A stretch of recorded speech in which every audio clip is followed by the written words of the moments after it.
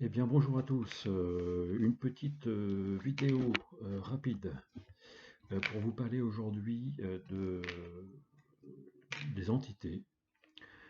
Effectivement, j'en parle sur mon site internet.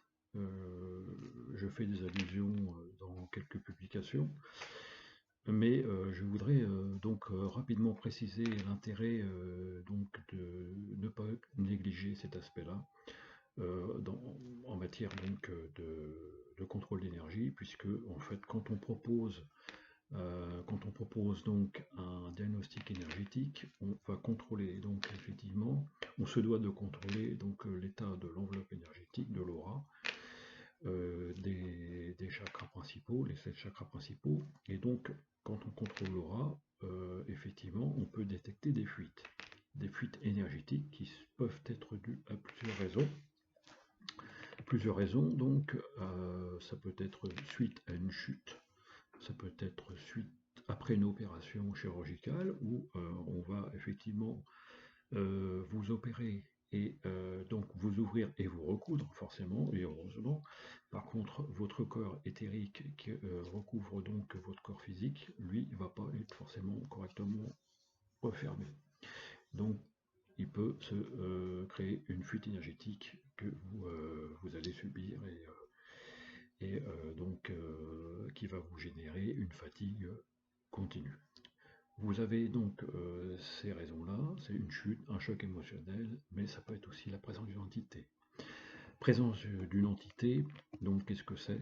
En fait, la présence d'une entité, quand une entité, ça peut être un défunt, qui peut être un défunt de famille, une tierce personne décédée, qui n'a rien à voir avec vous, qui est venu s'accrocher sur votre aura, pour X raisons. Cette personne peut, donc souvent elle vient du bas astral, ce qu'on appelle le bas astral, hein, où elle va s'accrocher donc pour vous, entre guillemets, plus ou moins vous vampiriser votre énergie.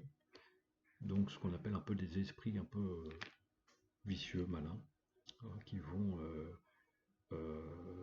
qui sont pas forcément de bonnes intentions et qui vont vous pomper votre énergie, vous générer une brèche énergétique, créer une fuite et vous ouvrir une grande porte vers de possibles conséquences, problèmes de santé, la création, la génération d'une maladie, ça peut aller même jusqu'à la mort. Donc, je vous lance cette information, je vous lance cette mise en garde plutôt. Toute douleur a sa raison. Une douleur subite, un comportement changeant brutalement, qui n'a pas d'explication médicale, après concertation de votre médecin, après des scanners, des examens. Donc vous n'avez toujours pas la raison, il faut nous consulter, il faut vraiment faire ce contrôle de votre aura. Si vous avez une entité, on l'enlève, d'accord? On vous débarrasse définitivement de ces entités, enfin moi je le fais, et ça c'est valable aussi bien à mon cabinet qu'à distance.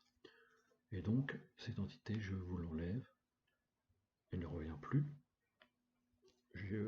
j'étanche complètement votre enveloppe énergétique et vous ressentez les bienfaits très très très rapidement. Voilà, on pourrait dire quasiment immédiatement. Voilà, donc ce que je voulais vous dire sur les entités, quand on parle toujours d'entités, alors ça peut être effectivement donc un défunt, mais ça peut être aussi un objet, une lance, un pieu, une flèche, qui a pu être lancé donc sur votre aura, donc par mauvaise intention, au vu de vous toucher directement. Voilà. Donc sachez que ça existe, ce n'est pas effectivement visible. Nous on le ressent en tant que médium et en tant que magnétiseur, donc on se doit d'effectuer ces contrôles systématiquement.